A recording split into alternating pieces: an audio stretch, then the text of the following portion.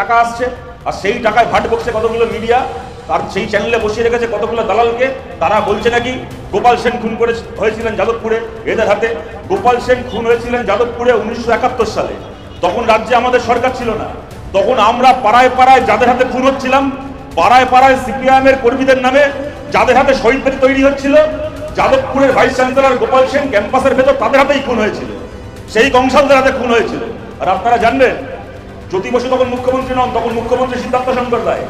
যাদবপুরের মধ্যে গোপাল সেনকে যে খুন করেছিল, সেই দিন রাত্রির বেলা তার বাবা পশ্চিমবঙ্গ সরকারের সেই সময়কার অফিসার ছিল। সেই দিন রাত্রির বেলা ভারত ছেড়ে আমেরিকায় চলে গেছিল। এত বড় বিপ্লবী ছিল, দিনের বেলা খুন করেছিল, রাত্রিবেলা আমেরিকার ফ্লাইট ধরেছিল। সেই দিন যে ভারত ছেড়ে আমেরিকা চলে গেছিল, জীবনে কোনোদিন আর ভারতে পা রাখেনি। কয়েক বছর আগে, 1-1.5 বছর আগে আমেরিকাতে আমরা শুনলাম নাকি বয়স হয়ে মারা গেছে।